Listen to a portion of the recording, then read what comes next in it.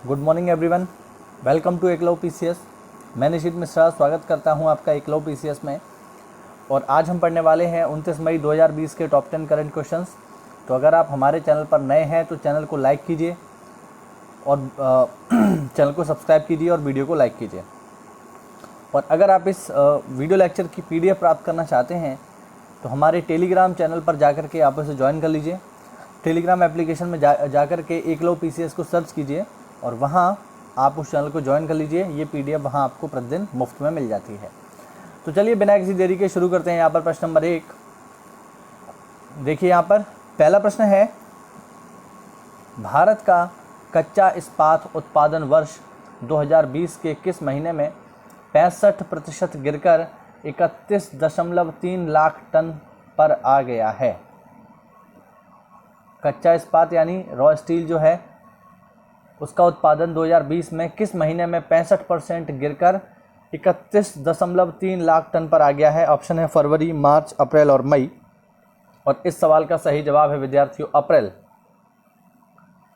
अप्रैल माह में भारत में जो कच्चा स्टील है उसके उत्पादन में बेहद कमी देखी गई है।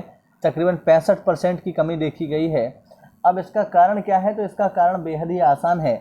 कारण है कोरोना की वजह से होने वाला लॉकडाउन।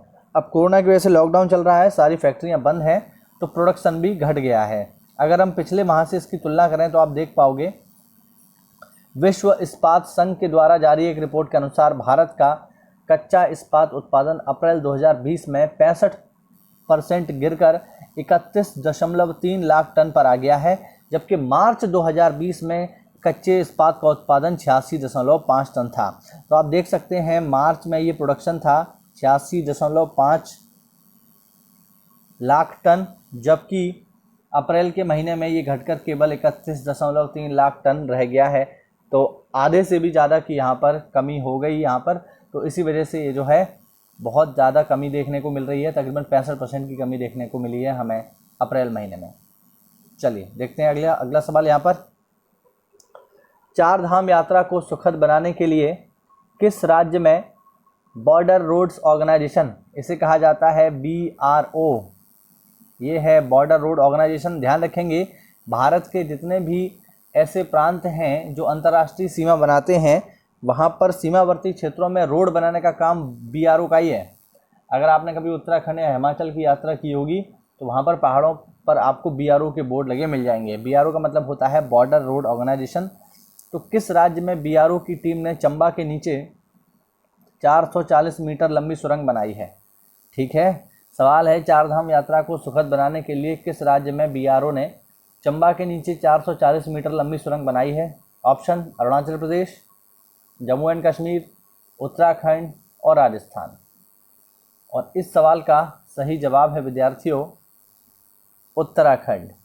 उत्तराखंड राज्य में BRO ने चंबा नामक स्थान पर 440 मीटर लंबी सुरंग का निर्माण किया है। आप देख सकते हैं व्याख्या में, BRO की टीम ने चंबा के नीचे 440 मीटर लंबी सुरंग बनाई है। इस सुरंग से चार धाम परियोजना को बढ़ावा मिलेगा। अब इस सुरंग का देखिए, इसको बनाने का काम शुरू हो चुका है और जल्दी ये पूरा भी हो जाएगा। आप देख सकते हैं ये जो सुरंग है ये उत्तराखंड में उत्तर और दक्षिण पोर्टल्स को जोड़कर एक नया रोड तैयार करेगी। तो काफ़ी महत्वपूर्ण है BRO के द्वारा चंबा में बनाई जाने वाली 440 मीटर लंबी सुरंग। जब बनकर तैयार हो जाएगी तो इसका एक नाम भी रखा जाएगा, तो वो हमें तब पता चलेगा जब इसका उद्घाटन होगा, जब ये बनकर तैयार हो जाएगी। फिलहाल काम शुरू हो चुका है तो कुछ ही समय में बनके भी तैयार हो जाएगी। चलिए बढ़ते अगले प्रश्न की ओर। किस राज्य सरकार ने हाल ही में लाख की खेती को कृषि गतिविधि घोषित करने के वन विभाग के प्रस्ताव को मंजूरी दे दी है?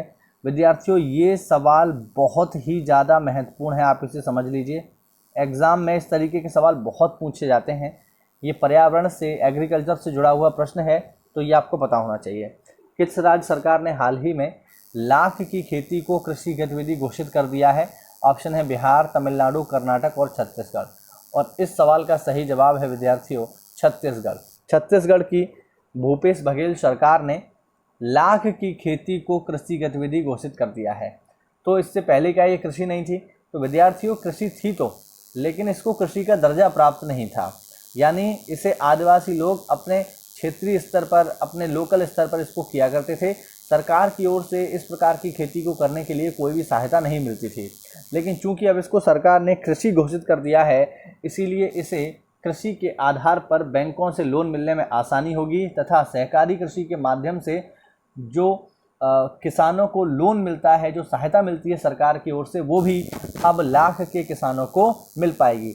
लाख क्या होता है अगर हम देखें तो फिलहाल पुरुषों को तो इसके बारे में इतनी जानकारी नहीं होगी, लेकिन हाँ महिलाओं को ज़रूर पता होगा। महिलाओं जो है, मतलब महिलाएं जो होती हैं वो लाख के कंगन पहनती हैं, इसकी चूड़ियाँ बनती हैं लाख की, तो वही है लाख। तो लाख की खेती को यहाँ पर छत्तीसगढ़ सरकार ने कृषि गतिविधि घोषित कर दिया है। अब इससे इसकी खेती को बढ़ावा मिल सकेगा सरकार की ओर से। अब सरकारी सहायता इस लाख की खेती को मिलना शुरू हो जाएगी, तो ध्यान रखेंगे, महत्वपूर्ण है ये। आप देख सकते हैं छत्तीसगढ़ के मुख्यमंत्री भूपेश बघेल के अनुसार इस प्रकार का निर्णय राज्य के किसानों के लिए काफ़ी लाभदायक साबित होगा। छत्तीसगढ़ भारत में लाख के प्रमुख उत्पादक राज्यों में से एक है।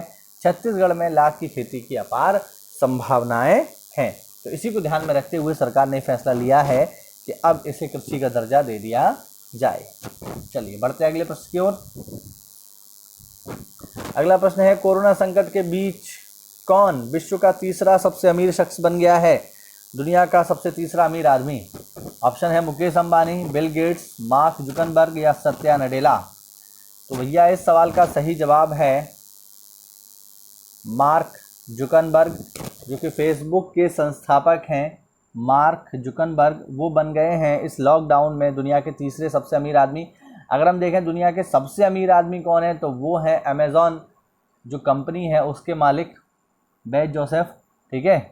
तो वो जो है सबसे अमीर आदमी हैं दुनिया के, और मार्क जुकनबर्ग दुनिया के तीसरे सबसे अमीर इंसान बन चुके हैं, आप देख सकते हैं। चलिए बढ़ते हैं अगले प्रश्न की ओर। अगला प्रश्न है, ओला इलेक्ट्रॉनिक ने किस वर्ष तक भारतीय बाजार में अपना इलेक्ट्रिक स्कूटर लॉन्च करने की घोषणा की है? ओला का नाम सभी ने सुना होगा। बड़े बड़े जो मेट्रो शहर होते हैं वहाँ पर ये अपनी टैक्सी सर्विस उपलब्ध करवाती हैं ओला एप्लीकेशन के माध्यम से। ओला उबर का नाम आपने सुना ही होगा। तो ओला इलेक्ट्रिक ने किस वर्ष तक भारतीय बाज़ारों में अपना इलेक्ट्रिक स्कूटर लॉन्च करने की घोषणा कर दी है? ऑप्शन 2021, 2022, 2023 या 2025। और इस सवाल का सही जवाब है 2021। ओला कंपनी जो है उसने घोषणा कर दी है कि हम 2021 तक मार्केट में अपना इलेक्ट्रिक स्कूटर लॉन्च कर देंगे। व्याख्या में देख पाओगे आप। कैब सर्विस प्रोवाइडर कंपनी ओला की ओला इलेक्ट्रिक ने वर्ष 2021 तक भारतीय बाजार में अपना इलेक्ट्रॉनिक स्कूटर 2021 तक लॉन्च करने की घोषणा की है। ओला ने भारतीय बाजार में स्कूटर निर्माता कंपनी एटर्गो का अधिग्रहण किया है, जिसकी स्थापना 2014 में हुई थी। तो ओला ने एटर्गो जो स्कूटर है, जो एटर्गो स्कूटर कंपनी है, इसको खरीद लिया है। अब जब इसको खरीद लिया है तो इसी के जो है माध्यम से ये अपना इलेक्ट्रिक स्कूटर लॉन्च करेंगे। चलिए बढ़ते अगले प्रश्न की ओर। डेब्यू वनडे में हैट्रिक विकेट किस देश की टीम के तेज गेंदबाज शेहान मुदुशुनका को बोर्ड ने निलंबित कर दिया है? डेब्यू वनडे में हैट्रिक विकेट किस देश की टीम के तेज गेंदबाज शेहान मुदुशुनका को बोर्ड ने निलंबित कर दिया है? ऑप्शन है Sri Lanka cricket team, Bangladesh cricket team, Nepal cricket team या भूटान क्रिकेट टीम।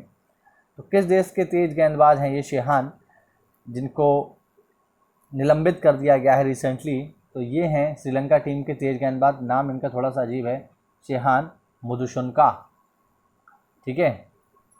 तो श्रीलंका टीम के हैं और इनको निलंबित कर दिया गया है। क्यों कर दिया गया है तो ज़रा देखते हैं।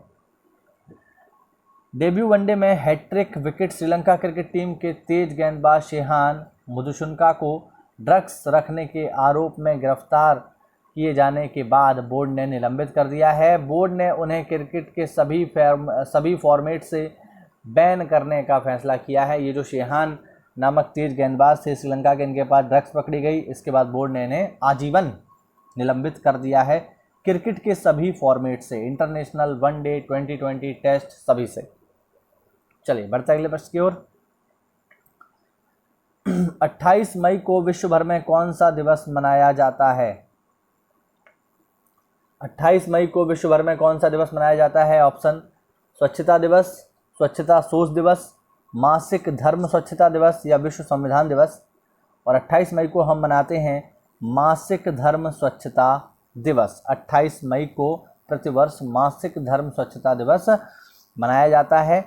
28 मई को विश्व भर में मासिक धर्म स्वच्छता दिवस मनाया जाता है। इस दिवस को मनाने का उद्देश्य विश्व भर की महिलाओं और लड़कियों में मासिक धर्म के कारण सामना की जाने वाली चुनौतियों के बारे में जागरूकता फैलाना है। यानी अपने पीरियड्स के दौरान महिलाओं को जिन समस्याओं का सामना करना पड़ता है उसके बारे में जागरूक करने के लिए 28 मई को दुनिया भर में विश्व मासिक धर्म स्वच्छता दिवस मनाया जाता है। चलिए बढ़ते अगले प्रश्न की ओर। फेसबुक ने हाल ही में कौन सा नया वीडियो कॉलिंग ऐप लॉन्च किया है? फेसबुक ने एक वीडियो कॉलिंग ऐप लॉन्च कर दिया है रिसेंटली। क्या नाम है उसका? ऑप्शन है कैचअप, मेकअप, टेकअप या मायअप। और इस प्रश्न का सही जवाब है कैचअप। फेसबुक ने अपना एक नया एप्लीकेशन लॉन्च कर दिया है जिसका नाम है कैचअप और ये नया वीडियो कॉलिंग ऐप है। एक्चुअल में क्या है कि लॉकडाउन के दौरान जो वीडियो कॉलिंग ऐप्स हैं इनकी डिमांड बहुत बढ़ गई है, बहुत ही ज़्यादा बढ़ गई है, क्योंकि लोग घर में हैं और एक दूसरे से मिल नहीं पा रहे हैं। इस वजह से ज़्यादातर वीडियो कॉल का इस्तेमाल किया जा रहा है। ऐसे में काफ़ी सारे वीडियो कॉल जो है, मतलब काफ़ी सारे वीडियो कॉल एप्लीकेशन जो है चर्चा में आए। जैसे आपने एक नाम सुना होगा जूम का, एक चाइनीज़ ऐप है जो काफ़ी चर्चा में आया। सरकार ने ये भी कहा कि भैया इसको डाउनलोड मत करो, ये हो सकता है आपका पर्सनल डाटा लीक कर दे कंपनी के लिए। तो ऐसे में फेसबुक ने एक नया एप्लीकेशन लॉन्च कर दिया है वीडियो कॉल के लिए, इसका नाम है catch up.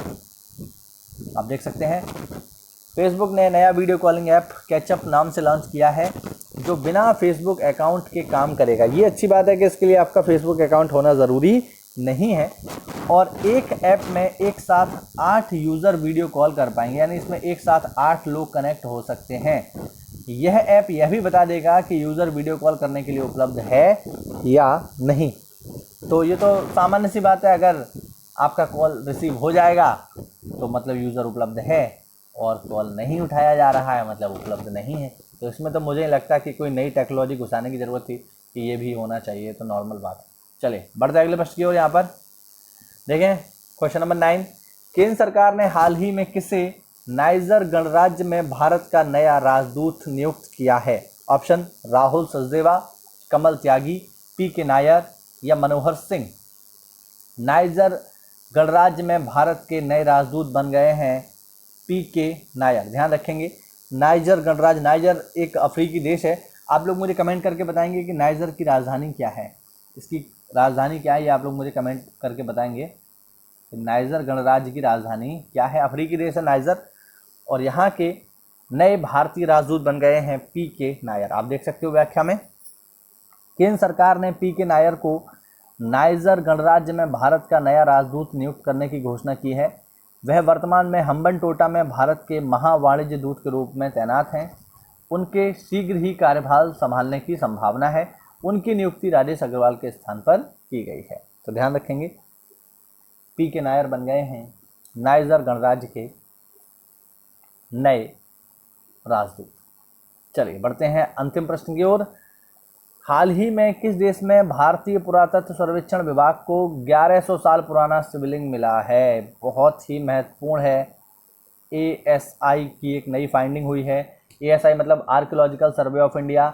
Archaeological survey of India को 1100 साल पुराना शिवलिंग मिला है। किस देश में? ऑप्शन है रूस, तुर्की, चीन या वियतनाम।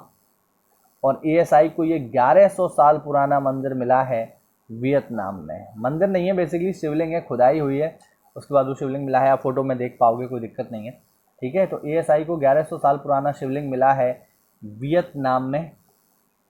आप देख सकते हैं वियतनाम में हाल ही में ASI को बलुआ पत्थर से बना एक विशाल शिवलिंग खुदाई में मिला। इस शिवलिंग के मिलने की जानकारी भारत के विदेश मंत्री S जयशंकर ने अपने आधिकारिक ट्विटर हैंडल पर तस्वीरों के साथ साझा की है। वियतनाम साउथ ईस्ट एशिया का बेहद खूबसूरत और शानदार देश माना जाता है। माई सोन मंदिर परिसर में खुदाई के दौरान यह शिवलिंग ASI को मिली है। तो एक नई उपलब्धि है सनातन धर्म को जितने भी मानने वाले लोग हैं उनके लिए।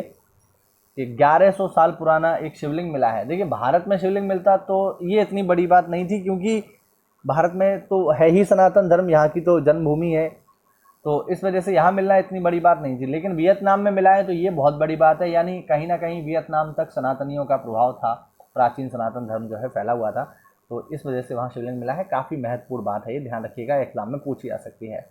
तो ये थे विद्यार्थियों हमारे 29 मई 2020 के टॉप 10 करंट क्वेश्चंस। उम्मीद करता हूँ आपको कुछ नई जानकारी मिली होगी। तो अगर ऐसा है तो हमारे चैनल को सब्सक्राइब करना ना भूलें, वीडियो को लाइक करें और कमेंट करके बताएं कि आपको इस टॉपिक में क्या सबसे अच्छा लगा।